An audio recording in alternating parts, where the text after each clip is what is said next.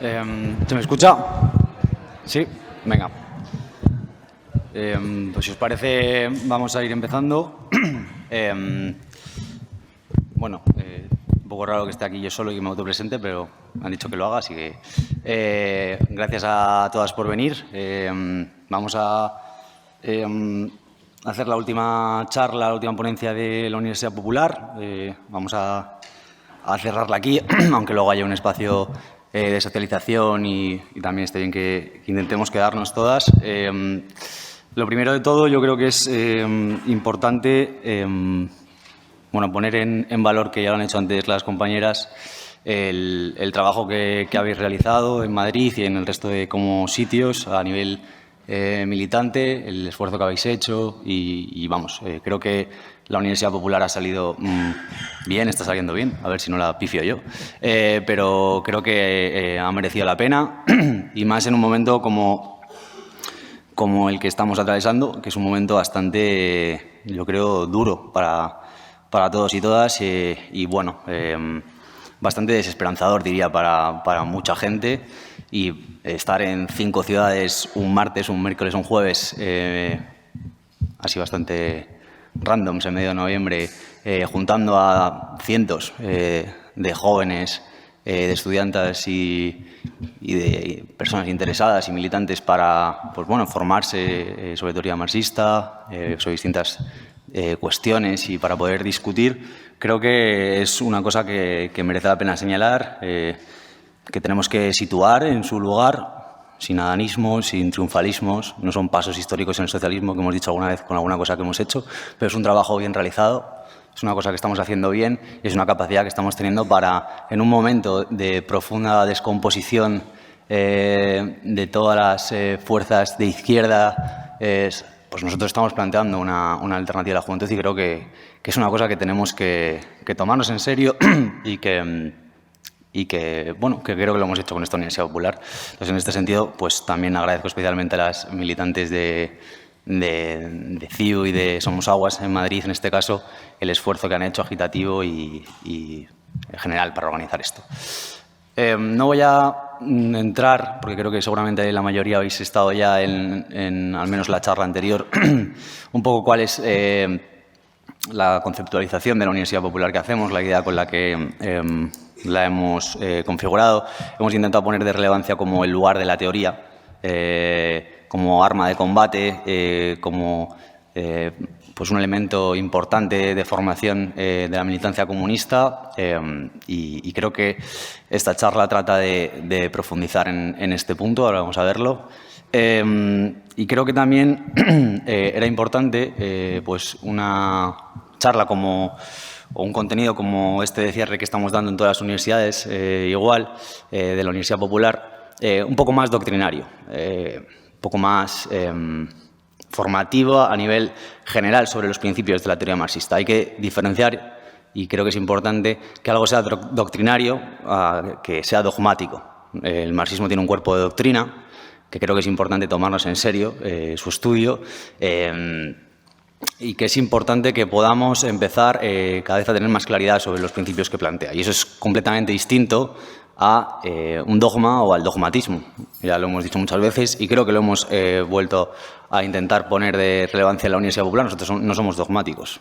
Intentamos siempre ver qué están diciendo y creo que tenemos que tomarnos aún más en serio esto de lo que están diciendo el resto de organizaciones, el resto de agentes, distintos tipos de corrientes y de formas de enfocar las cuestiones, discutir con ellas y aprender y no estar todo el rato en una autorreferencialidad en el que solo nos citamos a nosotros, solo nos leemos a nosotros y solo discutimos a nosotros, con nosotros mismos. Creo que eso no lo hemos hecho en esta Universidad Popular, creo que es una cosa que tenemos que tomarnos muy en serio y en este sentido, yo voy a plantear hoy un contenido un poco más doctrinal mejor que doctrinario, pero creo que toda la Universidad Popular ha dejado claro cómo entendemos que se sitúa este cuerpo de doctrina dentro de nuestro enfoque para la recomposición política, ¿no?, del comunismo, que es lo que estamos planteando. No voy a detenerme mucho en el análisis de coyuntura que hacemos, que ya hemos incidido en muchas otras ocasiones sobre esto. Es obvio que vivimos un momento jodido porque a las guerras, a los genocidios, pues se ha sumado un fenómeno complejo de situar porque tiene una parte de catástrofe ecológica, de un tipo de catástrofes que seguramente vamos a ver cada vez de manera más recurrente y más brutal, con una serie de episodios políticos a la hora de responder a esta catástrofe que reflejan que el momento en el que vivimos es un momento complejo de situar y complejo de intervenir, aunque haya que hacerlo. Efectivamente, esa es nuestra tarea como comunistas, intentar esbozar el punto de vista sobre los distintos fenómenos sociales y políticos que suceden e intentar articular una alternativa a, como hemos visto, la respuesta que ha dado todo el partido del orden, de izquierda a derecha, respecto a esta cuestión. Entonces, lo más importante, ya lo hemos dicho muchas veces, es que nosotros partimos de una caracterización de la crisis actual como una crisis del modelo civilizatorio del capitalismo, que creemos que es un modelo que no puede satisfacer ya las necesidades del ser humano y que se muestra cada vez más violento y destructivo. Y frente a esta situación, como ya hemos dicho, la izquierda pues solo ofrece impotencia y desorientación estratégica. No tienen ideas, no tienen un proyecto, no tienen capacidad, no tienen fuerzas. Creo que hoy la charla el debate de Eduardo Garzón con Pablo ha sido interesante para plantear esta disyuntiva. Ellos plantean que no hay fuerzas, nunca hay fuerzas para hacer nada más de lo que ya están haciendo. No plantean cómo se acumulan esas fuerzas. Simplemente te dicen, no, es que esto es lo que se puede hacer. No tienen ideas, no tienen un proyecto, no tienen ningún plan para empezar a cambiar la situación. Lo que dicen es, esto es lo que hay. Y dentro de lo que hay, pues esto es lo mejor que podemos hacer. Es la lógica del malmenorismo llevada al extremo y creo que tenemos que aprender a combatirla porque es un arma compleja de desarticular, pero que es importante que empecemos a hacerlo. Entonces, la cuestión para nosotros, como creo que venimos incidiendo en este punto desde hace tiempo, es que esta crisis del modelo civilizatorio del capitalismo, esta crisis también acentuada de la izquierda, porque como pasa no sé si lo sentís vosotros también, en el último mes parece que cada semana pasa algo distinto, pero algo distinto en el sentido de que cambia completamente el enfoque de lo que estamos hablando y de lo que estamos pensando. Hace 2 semanas fue lo de Rejón, la semana pasada fue la Dana, Trump, es como complejo situarse, pero efectivamente todos estos fenómenos tienen detrás como ya hemos dicho, fuerte proceso de bancarrota de la izquierda, de descomposición total de esta izquierda. Y esto, sumado efectivamente al momento de crisis civilizatoria que estamos planteando, pues estamos o creemos que refuerza las condiciones de posibilidad para que madure y resurja una alternativa socialista y revolucionaria, que tiene que estar apoyada sobre las bases del marxismo. Ahora bien, la materialización de esta alternativa, a nuestro juicio, no depende solo de la coyuntura, sino que va ligada al rigor sobre la reflexión estratégica. Es decir, a la cuestión de nuestro horizonte, de aquello por lo que luchamos, de aquel, por así decirlo, objetivo último al que nos dirigimos.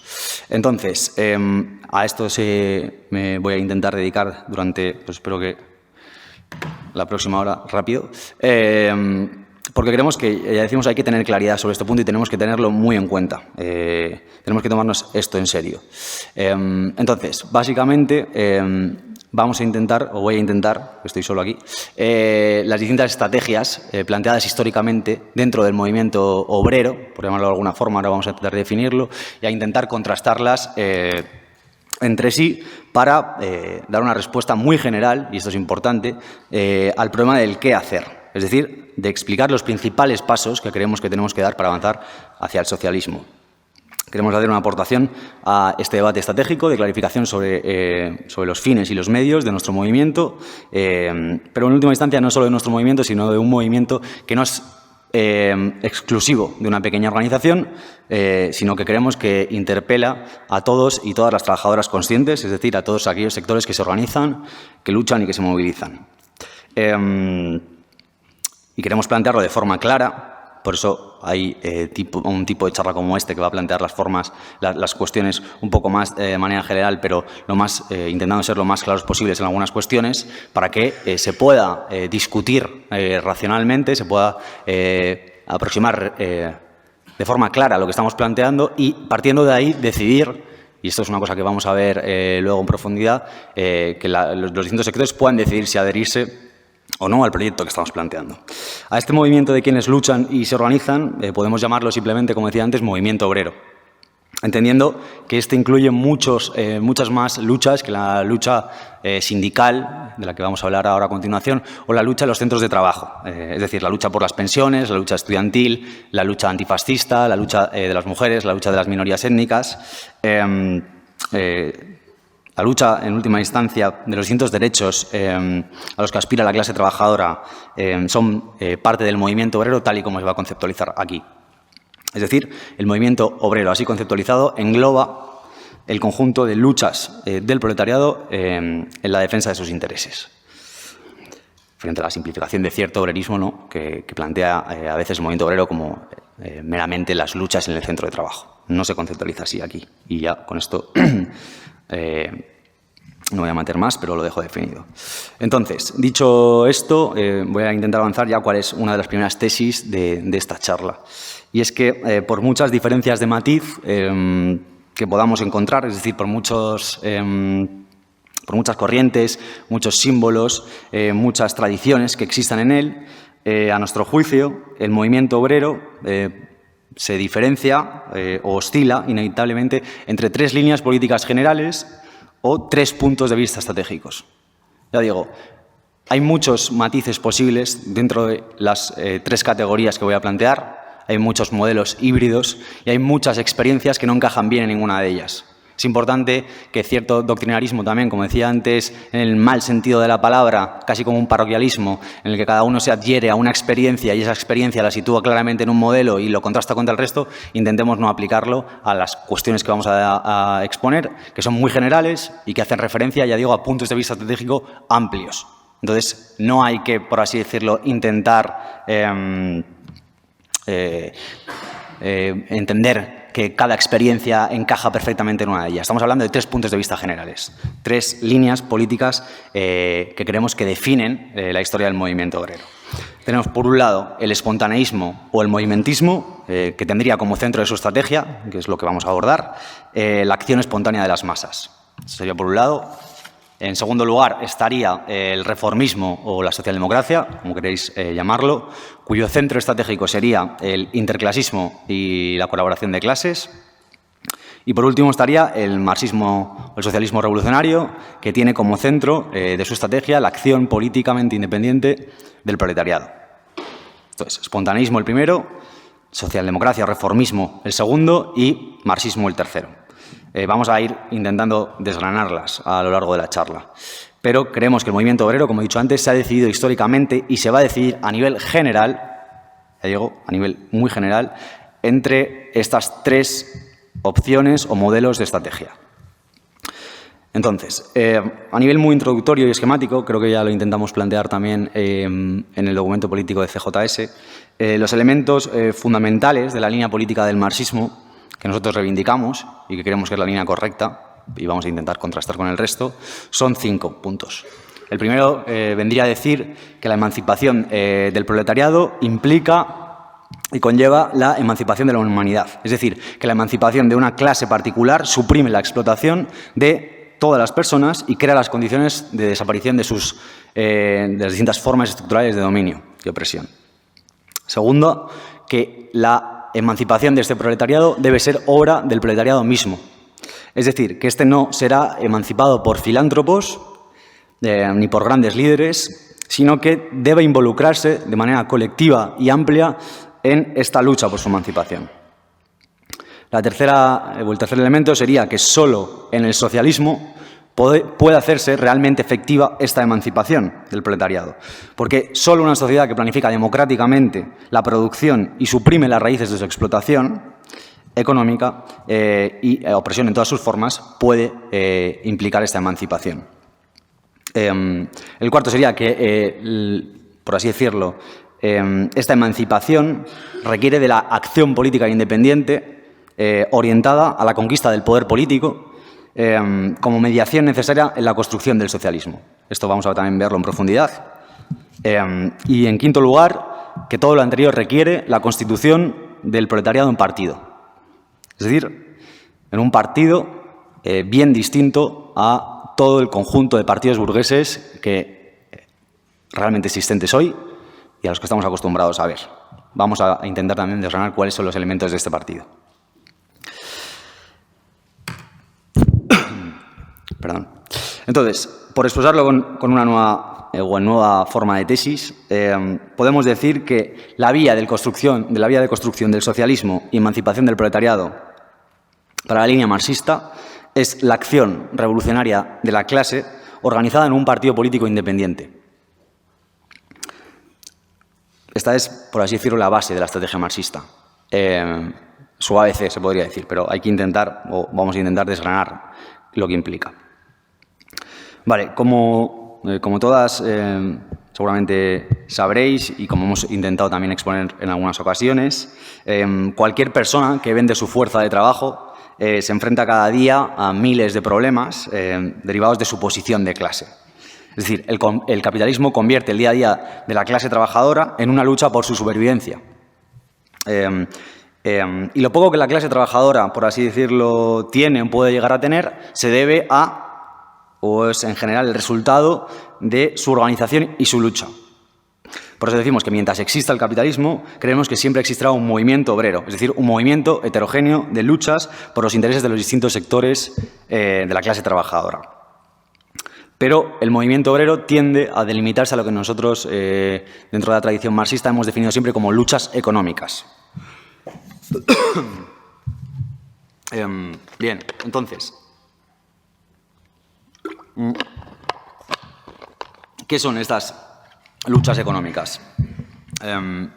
Estas luchas económicas se definen por el marxismo, a nuestro juicio, como aquellas que enfrentan a una parte de los trabajadores contra una parte de los capitalistas por mejoras provisionales dentro del orden capitalista.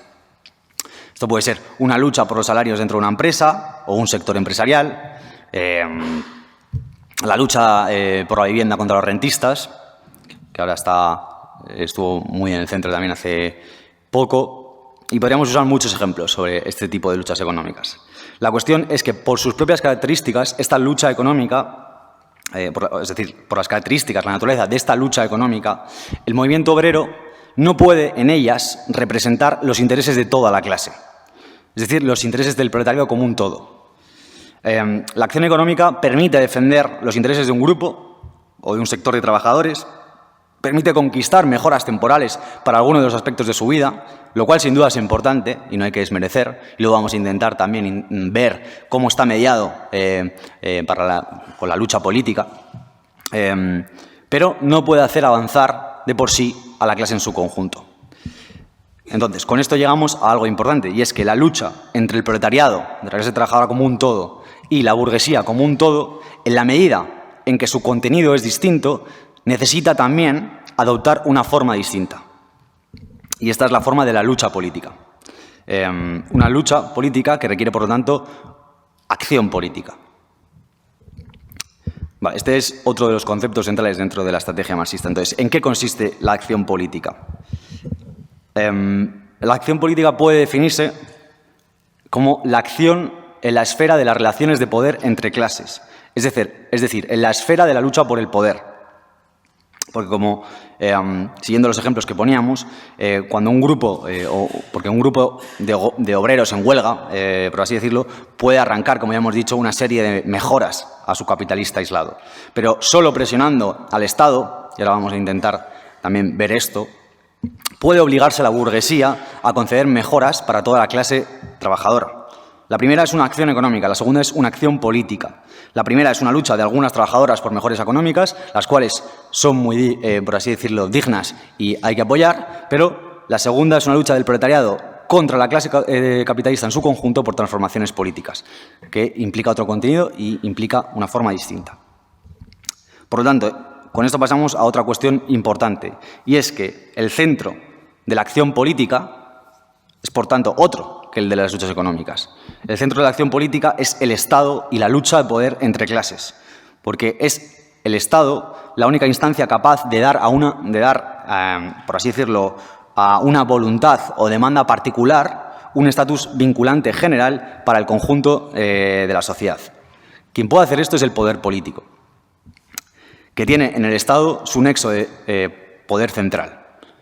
No quiero que haya también con esto que ayer lo hablamos también en Granada, la concepción estatista de que todo el poder, por así decirlo, reside en el Estado. El Estado es un nexo central de poder. No hay que plantear como que, por así decirlo, está meramente concentrado ahí. Ya hemos visto también y hemos intentado conceptualizar y trabajar que la configuración del poder del capital es compleja, es heterogénea, es variada, pero tiene en el Estado su nexo fundamental de poder. Y esto, por así decirlo, tiene unas implicaciones que vamos a intentar también ver.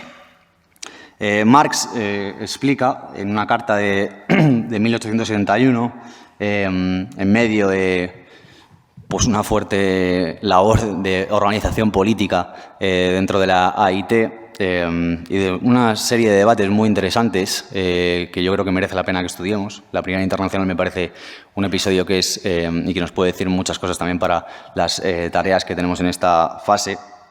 Diferencia entre lucha económica y lucha política y acción política, entre acción económica y acción política con este ejemplo. Dice textualmente: todo movimiento en el que la clase obrera actúa como clase contra las clases dominantes y trata de forzarlas presionando desde fuera es un movimiento político. Por ejemplo, la tentativa de obligar mediante huelgas a capitalistas aislados a reducir la jornada de trabajo en una determinada fábrica o rama de la industria es un movimiento puramente económico. Por el contrario, el movimiento con vistas a obligar a que se decrete la ley de la jornada de 8 horas es un movimiento político. Como decíamos, la acción política representa, por tanto, al movimiento de toda la clase en lucha contra la clase capitalista. Y la lucha política, por lo tanto, pone sobre la mesa un conjunto de tareas y un conjunto de métodos cualitativamente distintos y superiores, desde el punto de vista estratégico del marxismo, que los de la lucha económica. Porque obliga principalmente a hacerse cargo de los problemas específicos que plantea la acción política, que van más allá de las mejoras concretas que en un determinado momento podemos defender para alguno de los sectores de la clase trabajadora, que, como decimos, son sin duda importantes y no hay que desmerecer. Es decir, esta lucha política, esta acción política, requiere ante todo de una propuesta política integral. Es decir, la acción política tiene que llevarse a cabo con un objetivo final y este objetivo tiene que traducirse en un programa de transformación general de la sociedad. Este es un primer requerimiento. Y en segundo lugar, requiere también, por lo tanto, de organizaciones que se hagan cargo de respaldar esta propuesta y de llevar esta lucha política, esta acción política adelante, manteniendo constante el horizonte del socialismo.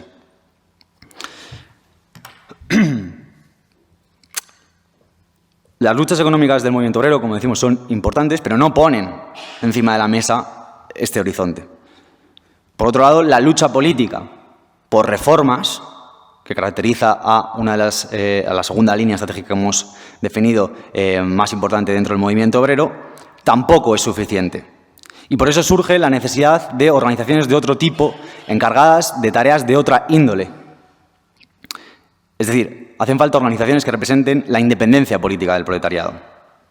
Porque si la economía es el ámbito de las relaciones entre, por así decirlo, de relaciones particulares entre grupos o individuos, la política es para el marxismo el ámbito de las luchas de poder generales entre clases. Y la acción política es, por tanto, aquella orientada a influir sobre el poder del Estado como nexo central del poder de esta naturaleza. Y, por lo tanto, entendiendo así el concepto de acción política, entendemos por qué no existe una política propia de las clases explotadas, a menos que éstas se organicen colectivamente para intervenir en los asuntos públicos y luchar por el poder. Porque, como decimos, y vamos a intentar ahora entrar en ello de forma más específica, para poder desarrollar una acción política que represente sus intereses de clase, el proletariado necesita dotarse de una herramienta específica, un instrumento para la intervención política en este campo. Y este instrumento es el partido. Es decir, la forma de organización que permite al proletariado actuar políticamente.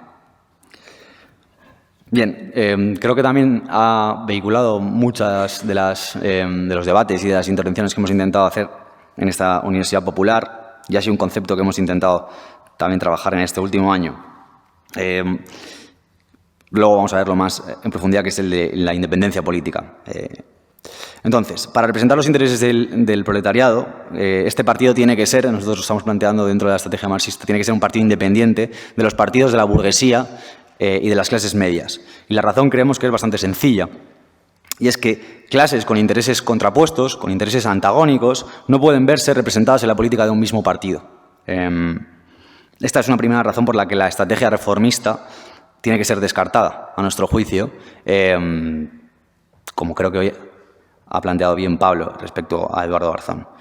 Es decir, la unidad entre obreros y clases medias en grandes partidos interclasistas, partidos de, por así decirlo, todo el pueblo, implican subordinar los intereses y los objetivos específicos del proletariado al programa de las clases medias, que siempre querrán, por así decirlo, moderar las propuestas más ambiciosas del ala proletaria. Por lo tanto, la unidad del proletariado y las clases medias en un único partido disuelve la política propiamente proletaria y reduce la acción política a los límites impuestos por los intereses de las clases medias, que en última instancia siempre se van a ver sometidas a negar cualquier tipo de acción que se dirija contra el orden político general, el orden económico capitalista y su Estado. Esta es una lección que creo que queda clara para los grupos también que intentan participar de distintos partidos de esta índole, como fue Podemos. Creo que también es interesante el debate y la parte del debate entre Mario y Bryce del martes, la que se ponen esos elementos en juego y se empieza a discutir sobre entonces cómo se va a construir ese partido y cuál es el lugar de los comunistas en él. Creo que merece la pena que sigamos trabajando en ese punto, que se quedó un poco pendiente, pero creo que ahí iba a haber matices importantes y habría que ver cómo se habría desarrollado este punto, pero es importante. Por otro lado, entonces, como decíamos, otra de las líneas que hemos mencionado, como es el espontaneismo, creemos que en general no se hace cargo de la cuestión de la acción política independiente. Es decir, no afronta la tarea de construir esta herramienta específica que a nuestro juicio permite al proletariado actuar como clase con intereses y objetivos propios. Es decir, el movimentismo en sus distintas formas confía en que el desarrollo de las luchas económicas por sí mismo, el desarrollo de las luchas económicas espontáneas, es suficiente para derribar todo un sistema económico respaldado por grandes estados. Confía que, en otras palabras, en que el capitalismo caerá por su propio peso sin una fuerza política consciente que haya hecho un trabajo de organización previo importante para derribarlo. Y por último, el movimentismo, además, no se hace cargo del problema de la autoridad política y cree que este problema desaparece si se le da la espalda. Por lo tanto, sentencia respecto a la herramienta del partido cualquier tipo de discusión posible en muchas ocasiones. Por lo tanto, para avanzar ya hacia el siguiente punto, el concepto de acción política nos ha servido para llegar a los dos conceptos estratégicos centrales de la estrategia revolucionaria. En primer lugar, el concepto de partido político y, en segundo lugar, el concepto de poder político. El primero es un instrumento para conquistar el segundo. Es decir, el partido permite a la clase obrera prepararse para conquistar el poder político. Y conquistar el poder político permite a la clase obrera aplicar un programa de transformación social para emancipar al proletariado y a todos los oprimidos y oprimidas del mundo, como hemos puesto en la primera tesis de las 5 que definían las bases del principio del marxismo, que es que la emancipación del proletariado implica la emancipación de la humanidad. Entonces, vamos a ver ahora en qué consiste este partido, en qué consiste el partido político del proletariado. que para nosotros, en una definición muy general y básica, es el medio, el partido es el medio de la acción política independiente de la clase trabajadora, es decir, la organización a través de la cual libra conscientemente la lucha por su emancipación, es decir, la fuerza organizada que convierte ese objetivo final del socialismo en un programa. Y es esa herramienta que tiene, como ya hemos dicho, como tarea más básica, la lucha por el poder político. Pues como venimos insistiendo, solo mediante el ejercicio del poder político cree el marxismo que el proletariado puede someter a la burguesía a su conjunto y suprimir las fuentes económicas de su dominio como clase. Por eso, y esto es importante, su objetivo no es solo cambiar la relación de fuerzas dentro del Estado mediante una serie de reformas, sino que es cambiar la forma misma del Estado mediante una revolución. Esto hoy Garzón decía, yo soy marxista también. No, esto es el marxismo. Esto es lo que plantea Marx, esto es lo que plantea Lenin, esto es lo que plantea todo el ala marxista revolucionaria. Y esto él en ningún momento lo va a aceptar. No van a aceptar en ningún momento la forma de gobierno, la forma de Estado, que es lo que caracteriza en el plano político al marxismo. Por eso se puede decir desde un plano teórico, abstracto o académico que uno es marxista, pero luego en la realidad política verte obligado a, pues bueno, lo que ya sabemos, apoyar el gobierno de Sumar y PSOE, que es lo que se ha planteado, lo que plantea él y lo que plantea mucha gente que en teoría se dice marxista. Entonces, el partido, a nuestro juicio, tiene como objetivo final la instauración de una sociedad sin clases y, por lo tanto, es un partido organizado para la toma del poder. Ahora bien, para que esto se lleve a cabo, a nuestro juicio también, es decir, como es el partido de la revolución, esto implica que tiene o que ha de adoptar una forma si quiere cumplir sus funciones. Y esta forma puede definirse en 5 puntos. La primera es un partido consciente. Creo que también lo hemos comentado en varias ocasiones en esta Universidad Popular. Segundo, es un partido independiente. Tercero, es un partido de vanguardia. Cuarto, es un partido de masas. Este punto 3 y 4 hay algunas corrientes que los plantean contrapuestos. A nuestro juicio no es así. Ahora vamos a verlo. Quinto, es un partido internacionalista. Y 6, es un partido organizado sobre los principios del centralismo democrático. Entonces, algo ha dicho Pablo ya hoy. Tenía filtrado el documento, yo creo. El partido es consciente porque o cuando elabora su programa, su táctica y sus formas de organización sobre la base del conocimiento científico. Es decir, cuando estudia la realidad desde el punto de vista de la relación de fuerza entre clases, resaltando siempre los distintos medios que conectan la coyuntura con el objetivo final del socialismo. Porque sin conciencia, por así decirlo, de sus objetivos, por el contrario, el partido cae en el eclecticismo y en la falta de principios, cegándose ante la coyuntura o ante distintos intereses pasajeros y olvidando el objetivo final. En segundo lugar, el partido es independiente cuando actúa tratando de arrastrar a la sociedad hacia el objetivo final del socialismo sin detenerse en ningún estado previo de desarrollo económico o político, o lo que es lo mismo, sin someterse a los intereses de otras clases. Sin independencia, el partido, por así decirlo, se convierte en un apéndice de los partidos liberales o burgueses. Y esta es también una de las grandes aprendizajes de Marx y Engels en las revoluciones de 1848 y 1849, que fueron ayer también una parte importante de la exposición que hizo Mario Espinoza en Granada sobre la labor que desarrolla Marx en la década de los 50, que fue una ponencia que yo creo que es muy interesante a nivel formativo, pero en estas revoluciones esta es la gran lección que toman en el ciclo que hemos conceptualizado de maduración o de constitución del proletariado en fuerza política por primera vez, que sale a la palestra de la historia, y precisamente el aprendizaje que sacan Marx y Engels de estas revoluciones es este. El partido tiene que ser independiente del partido de las otras clases. En tercer lugar, el partido es un partido de vanguardia porque se sitúa a la cabeza del movimiento, señalando siempre en las luchas presentes la necesidad del siguiente paso, es decir, anticipando las condiciones de lucha del escenario inmediatamente posterior y apuntando a la obligación de transitar decididamente hacia él. Por contra, si se sitúa a la retaguardia, el partido no es capaz de dirigir la lucha de clases, sino que es arrastrada por ella. Y, por lo tanto, no puede hacerla avanzar hacia sus objetivos. Esto es una concepción de lo que se entiende por vanguardia, que es un término muy manado, bastante distinta al que pueden manejar otros sectores. Lo que estamos planteando es que el partido es un partido de vanguardia cuando siempre señala la necesidad del siguiente paso y apunta la obligación de transitar hacia él. Es decir, cuando, como se plantea en el propio manifiesto, se constituye como el sector más resuelto al interior de la clase. No una camarilla que está fuera y da un plan y, por así decirlo, va delante de las masas, pero cuando no le sigue a nadie. Entonces no es una vanguardia. Este sentido que estamos planteando es distinto. En cuarto lugar, es un partido de masas porque solo apoyándose en un movimiento de masas trabajadoras, nutrido por organizaciones económicas, culturales y civiles que abarquen el conjunto de las esferas de la vida social, puede un partido revolucionario hacer valer sus objetivos.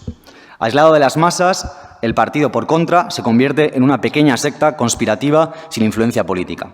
Y para nosotros este es un modelo de partido completamente erróneo. En quinto lugar, el partido es un partido internacionalista porque una revolución de las características tal y como la estamos planteando solo puede sobrevivir de la mano de una transformación semejante en el resto de países. Es decir, la revolución es un proceso internacional porque el capitalismo es un sistema internacional y la clase capitalista domina sobre el proletariado de todo el globo. Además, esta es una característica que se acentúa todavía hoy más, teniendo en cuenta que la burguesía pues, se dota de instrumentos de gobierno supranacionales como la UE o la OTAN, que es una cosa que ya intentamos plantear aprovechando la campaña de la Unión Europea en mayo. Y por último, el partido es un partido centralista democrático porque un partido solo puede contener las tendencias hacia el oportunismo, el sectarismo o el burocratismo bajo los principios organizativos democráticos, basados en la libre elección y revocación de sus cargos, en la libre discusión de todos sus procedimientos internos y externos y en la obligada obediencia a las consignas emanadas de estos cargos y estas decisiones colectivas.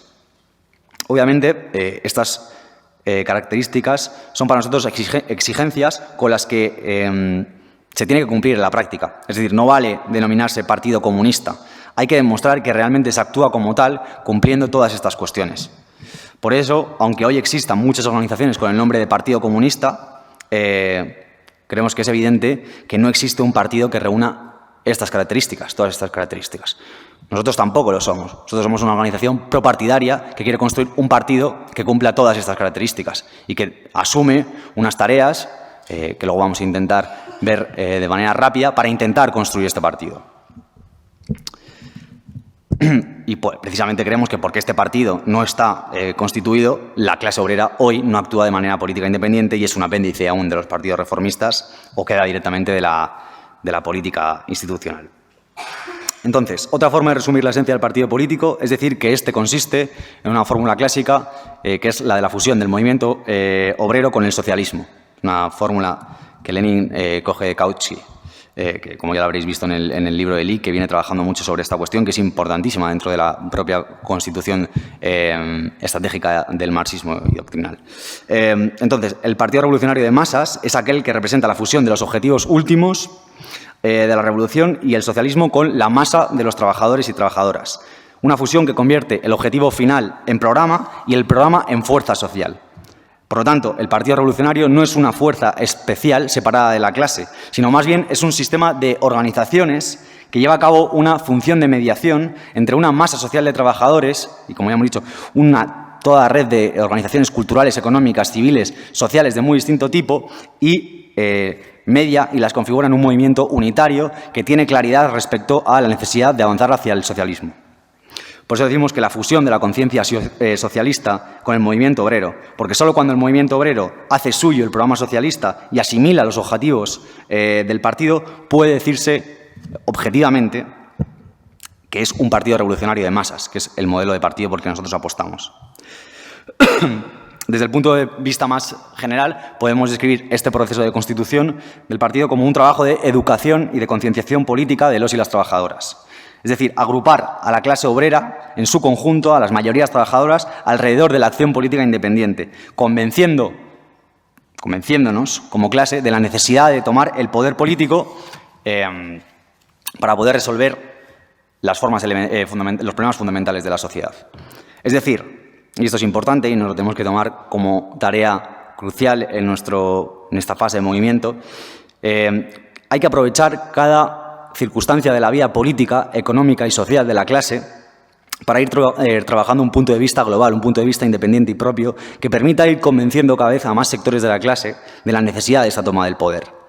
Y para eso hace falta incentivar la indignación con las injusticias cotidianas y a la vez acompañar esta agitación de una explicación del punto de vista y los objetivos del socialismo sobre cada uno de estos problemas. Es decir, hace falta una labor sistemática de agitación y propaganda que permita presentar los problemas cotidianos como efectos del capitalismo a las fuerzas políticas del gobierno del capital como responsables y el programa socialista como solución. Y supongo que lo habréis visto hoy todos y todas, pero aprovecho también para recordar que hoy creo que se ha dado un paso importante para nuestro movimiento en este sentido, que es presentar el Diario Socialista como órgano de expresión y que es importante que tomemos también esta labor de seguimiento de las cuestiones que van pasando, que estudiemos, que discutamos las noticias que vamos a ir publicando, las columnas, los puntos de vista, que hagamos trabajo con nuestros compañeros, con nuestras amigas, que pasemos las noticias y que trabajemos este punto de vista y esta labor de agitación y propaganda sistemática en favor del comunismo con medios como el que se está poniendo, o como el que se ha presentado hoy.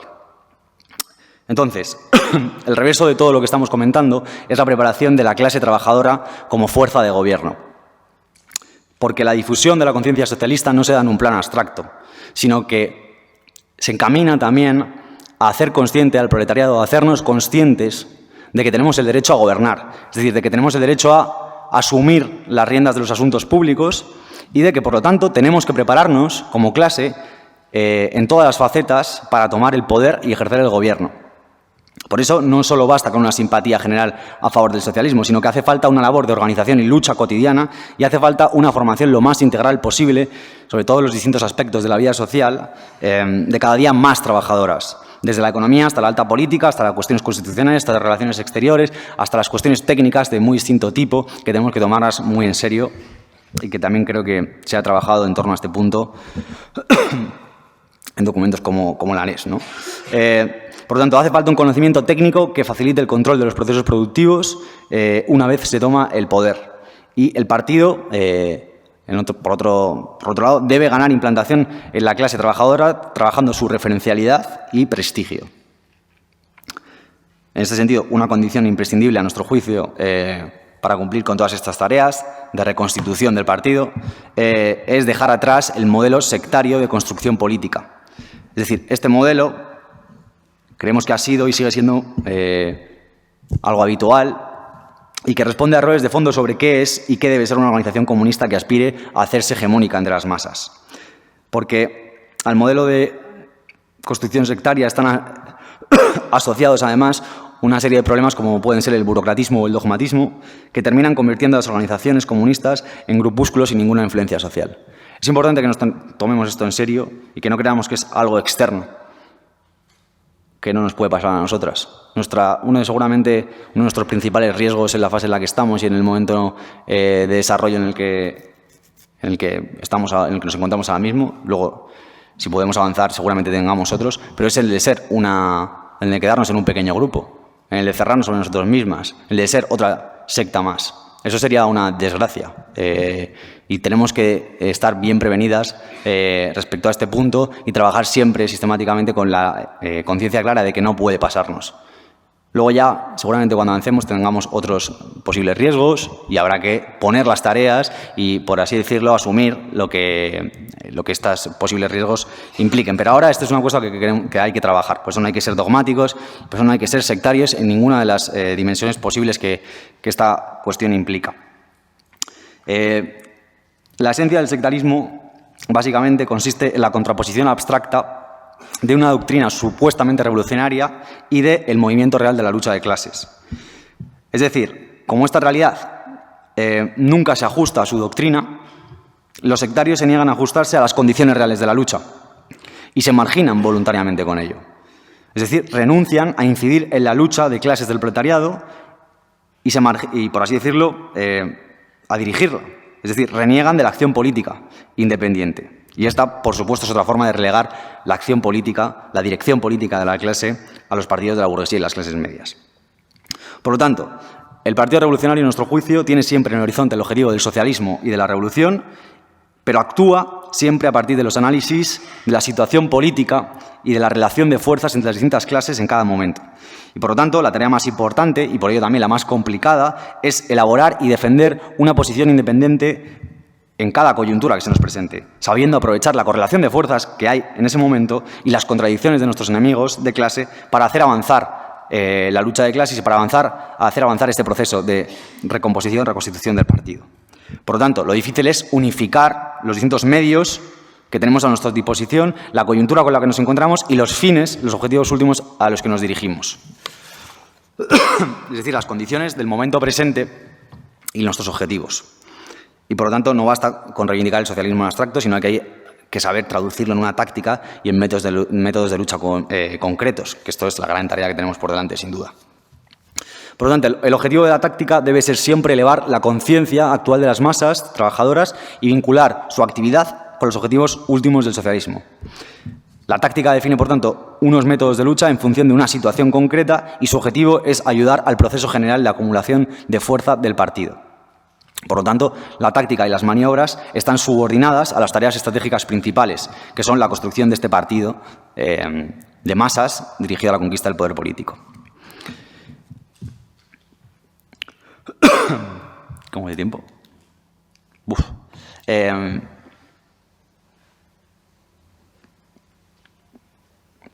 Vale. Ya he hablado de la dimensión hegemonista y de mayorías que tiene que implicar este partido. Una cosa importante también es que las organizaciones diferentes de lucha que desarrollemos tienen, por tanto, que concebirse como herramientas y como apoyos para el trabajo de difusión de la conciencia socialista. Por eso, además de las organizaciones estrictamente políticas, un partido de masas necesita el acompañamiento de organizaciones económicas, de sindicatos, de cooperativos, además de espacios para la socialización y de actividades culturales. No denostamos todos estos organismos de clase, son importantes y hay que valorarlas y hay que encajarlas bien y saber cómo mediar y cómo integrarlas en el proceso de construcción de esta fuerza política. En todo caso, como hemos dicho, si los objetivos del socialismo son solo una abstracción, es decir, si no se concretan a un programa de gobierno, es decir, un programa que represente un modelo de sociedad y una alternativa civilizatoria integral, este quedará, como por así decirlo, demasiado abstracto, demasiado difuso. Tenemos que concretar qué implica eso. Porque efectivamente este programa de gobierno, programa político integral, implica una transformación de todas las esferas de la vida social. Es decir, abarca cuestiones fundamentales de la economía, pero abarca también distintas formas de relación, distintas cuestiones como la cuestión ecológica, la cuestión migratoria, los derechos LGTBQ, el militarismo, la forma de Estado y un largo etcétera, que son cuestiones que efectivamente tendremos que ir definiendo a medida que nuestro desarrollo político nos lo exija y a medida que tengamos cada vez mayor capacidad para ello, un punto de vista sobre ellas programático, que es importante que tengamos, porque para con la constitución en un partido, ya digo, hace falta un programa político. En todo caso, el Estado capitalista pues tiene muchos tentáculos que le permiten moderar, neutralizar e incluso aniquilar a cualquier partido que proponga un programa mínimamente ambicioso. Por eso la introducción del socialismo requiere una revolución, es decir, requiere el traspaso del poder de las manos del Estado capitalista a las manos de la mayoría trabajadora para destruir ese poder del Estado capitalista. Por lo tanto, el cambio de régimen y la instauración de una democracia revolucionaria que entregue todo el poder a la mayoría trabajadora para que ésta aplique las medidas de transformación social y elimine el poder político capitalista son esenciales y se tienen que poner siempre sobre la mesa. Vale, dicho esto, hemos visto que lo que diferencia al Partido Proletario del resto de partidos es, por lo tanto, que defiende un punto de vista independiente en el que se ven representados los intereses de la clase y del proletariado en su conjunto. En lo fundamental, un par de apuntes sobre esta cuestión de la independencia política, en general, y lo más, por así decirlo, esencial de este concepto, este consiste en la independencia con respecto a las demás clases y respecto al Estado capitalista. Y, por tanto, esta independencia se traduce respecto a una capacidad de autogobierno del proletariado cada vez a escala creciente. Ahora bien, sobre esta cuestión hay que decir que la independencia de clase no es suficiente. Es decir, no basta con que las organizaciones estén compuestas exclusivamente por trabajadores y trabajadoras. La independencia debe ser ante todo política, y eso depende del contenido, de los objetivos y de la dirección que adopte el movimiento. Es decir, el partido proletario no se define porque sus miembros sean de extracción proletaria. Esto es preferible y, en general, seguramente prevenga la consolidación de muchos prejuicios ideológicos burgueses. Pero el partido tiene que agrupar a todos aquellos y aquellas que concuerdan con los principios y el programa del socialismo, al margen de cuál sea su origen de clase.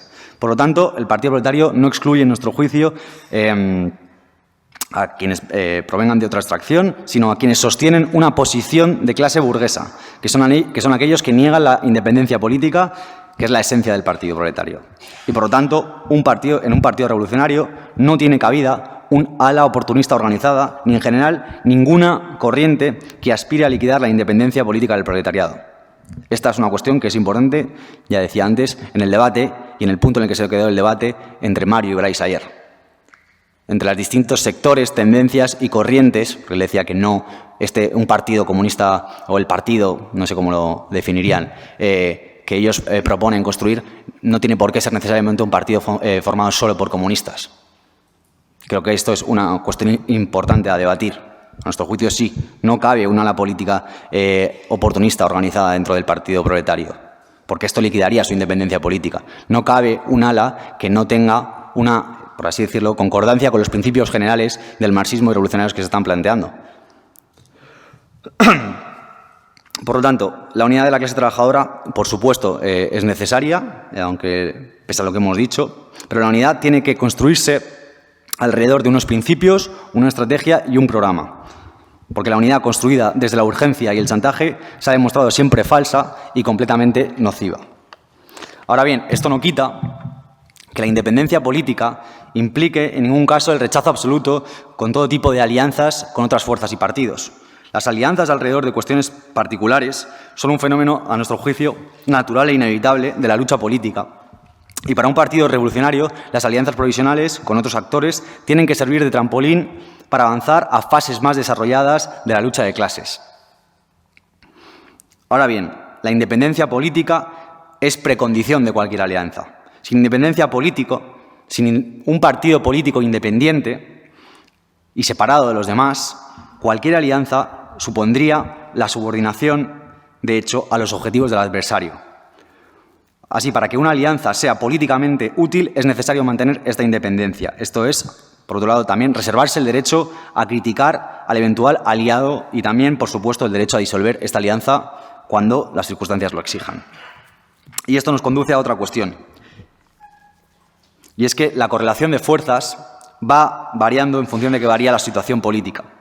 De esta forma, un partido revolucionario está obligado a fijar, por así decirlo, ciertos criterios de actuación a partir del análisis riguroso que haga de la situación concreta, de la situación política, y de establecer una serie de tareas y alianzas concretas y una serie de luchas y campañas específicas que permitan utilizar cada coyuntura para la acumulación de fuerzas. El Partido Revolucionario, en resumen, debe preparar el momento de quiebra mediante un trabajo paciente y disciplinado, a largo plazo, que vaya efectuando la fusión de la conciencia socialista con el movimiento obrero, con las amplias masas trabajadoras y señalando siempre los objetivos últimos. Por lo tanto, el partido proletario es un partido de la lucha de clases.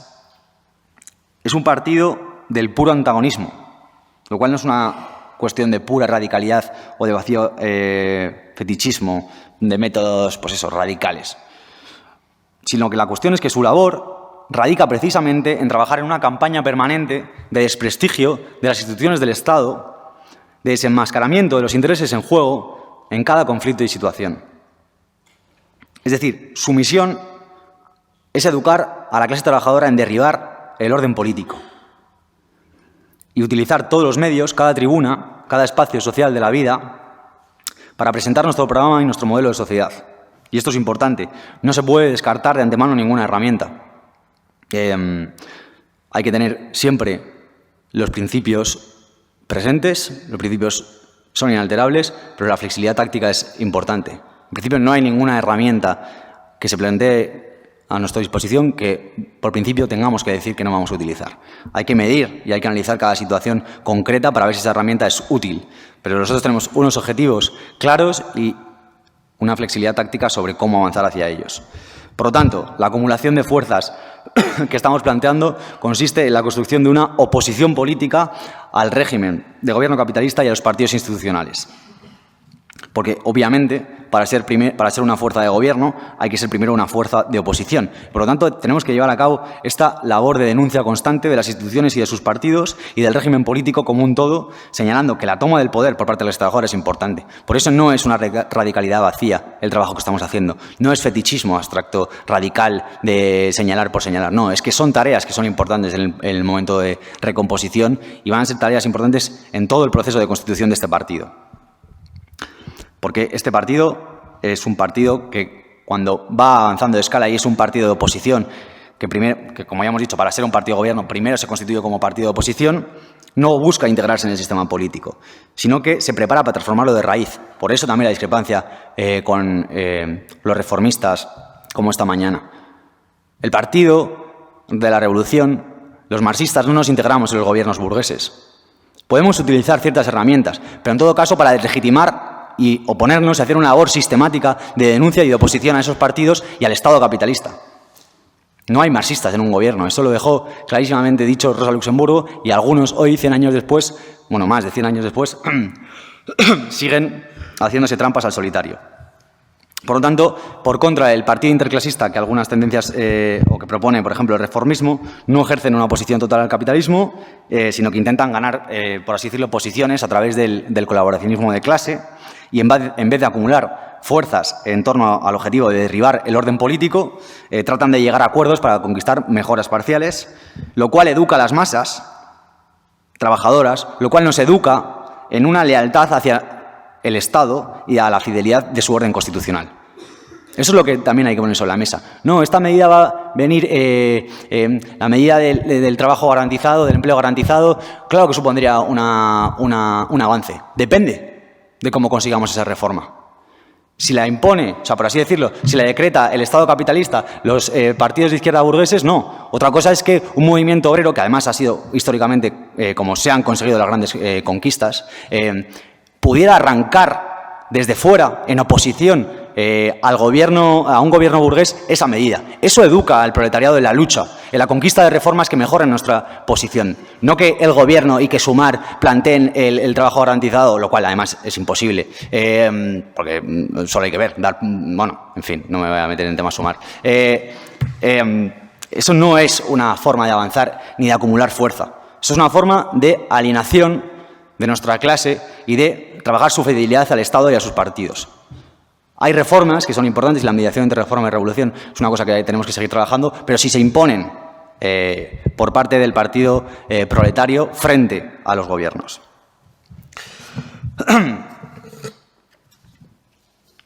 ¿Cómo voy de tiempo? ¿Hasta qué hora tenemos esta sala? Ya queda, bueno, vale, voy a ir rápido. Voy a ir muy rápido ya. Por lo tanto, es importante tener en cuenta que los cambios profundos que estamos planteando y a los que aspira un proyecto socialista solo son realmente posibles en un contexto en el que las instituciones del Estado atraviesan una crisis aguda. Es decir, tiene que existir una crisis política integral para que el cambio de régimen sea materialmente posible y para que cuente con el apoyo de una mayoría suficiente. Decíamos antes, al inicio, que el capitalismo está históricamente agotado como modelo civilizatorio, pero para que éste sea derribado hace falta que las fuerzas del gobierno del capital entren también en una crisis. Es decir, que el propio gobierno de la burguesía entra en un callejón sin salida. Las causas de una crisis de este tipo no pueden preverse. Históricamente han estado vinculados a contextos de guerra, de crisis económica agudizada y de empobrecimiento drástico de la población. Ahora seguramente habría que sumar a esta lista pues desastres como los que vemos esta semana, que pueden plantear de una semana para otra una crisis política muy aguda. Pero lo cierto es que, aunque no puedan preverse, lo que sí que tenemos que tener claro es que cuando se solapan el descontento generalizado de los de abajo y se acentúa las contradicciones de los de arriba, de los partidos burgueses, se dan las condiciones para la caída de un régimen político y sustitución por un nuevo orden. Por lo tanto, en nuestro juicio, el partido no es un demiurgo de la revolución. Y una revolución creemos que solo puede engendrarse, no solo puede engendrarse con mucha fuerza de voluntad, sino que tiene que darse un proceso de descomposición del régimen político capitalista. Y solo en el punto álgido de esta crisis política general puede un partido revolucionario agravar esta crisis, tumbar al gobierno burgués y hacerse con el poder. Y por lo tanto, por eso es importante, para aprovechar este tipo de situaciones de crisis, haber constituido previamente un partido de masas realmente preparado para intervenir. Si no se tiene este partido previamente constituido, preparado para gobernar, no habrá la posibilidad de aprovechar revolucionariamente una situación como esta. Pongamos el ejemplo. Imaginemos una pequeña minoría de revolucionarios, siguiendo la tradición del blanquismo, y imaginemos que sea capaz de aprovechar una crisis de la clase dominante para desplazar a las fuerzas del gobierno y tomar las riendas del Estado. Sin el apoyo firme de una mayoría social, este grupo no aguantaría ni un par de semanas en el gobierno, por mucha descomposición política del régimen que hubiera. Lo mismo sucede con otras formas de espontaneismo, incluso aunque estén apoyadas en la acción espontánea de las masas. Es decir, es ciertamente posible que un movimiento popular fuerte y prolongado, en una situación como esta, tumbara a un gobierno y precipitara una crisis política general. Pero si no se ha preparado de antemano como una fuerza de gobierno capaz de instaurar un nuevo orden político, serán las fuerzas políticas burguesas y reformistas las que llenarán de nuevo ese vacío. Es decir, por eso hace falta, de antemano, un partido de masas constituido como fuerza de gobierno a través de su preparación como fuerza de oposición. Porque hace falta traspasar el poder a las manos de la clase trabajadora y hace falta después sostener ese gobierno sobre el apoyo de una mayoría consciente y ligada al proyecto.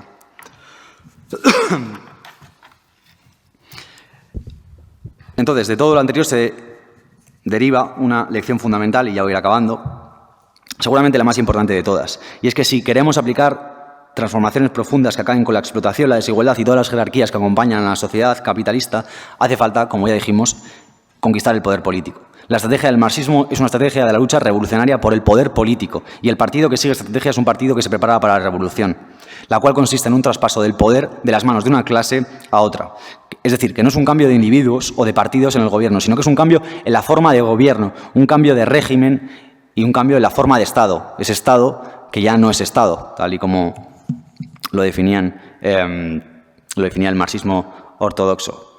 Es decir, se trata esencialmente de pasar de un Estado en el que domina una minoría rica a una, y encima apoyado por un conjunto de entramado de profesionales de la política, de altos funcionarios, de grandes medios de comunicación, de fuerzas de seguridad, etcétera, etcétera, a un régimen político en el que gobierna la mayoría de trabajadoras y trabajadores. Es decir, un régimen en el que la voluntad popular no se enfrente a obstáculos burocráticos o militares ni límites, es decir, un Estado en el que todo el poder pertenece a la mayoría proletaria.